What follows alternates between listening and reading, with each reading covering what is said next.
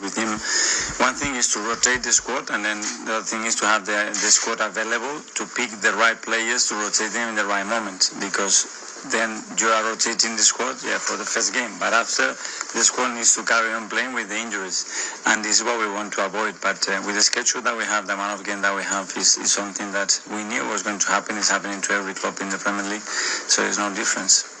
And in a sense, it's maybe happened a little bit to your captain. Is there an idea that maybe he needs a little bit of rest, recovery? I don't know. He's not having the same influence that he would have had early on in the season. He set the bar obviously quite high. For the last few games, he looked a little bit tired on Tuesday night. We discussed that to get to the level that they perform and our form players last season. That's just very, very difficult to see. Well, it hasn't happened in the Premier League. So we need to be conscious of that. But that's about form, about as well putting him in better positions and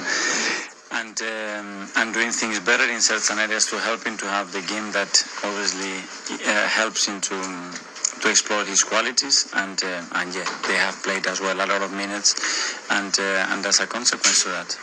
And just finally from me, because we're also speaking to Declan today, you've talked a lot about how surprised at how well he's gone.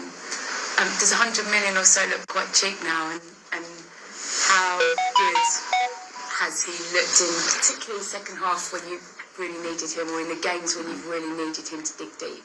How impressed have you been? He's been terrific for us, and I think he has really performed at the highest level, especially on big games, and that's when you want to see your big plays, and he has to step out there, and his contribution in these games has been really, really important, so really pleased.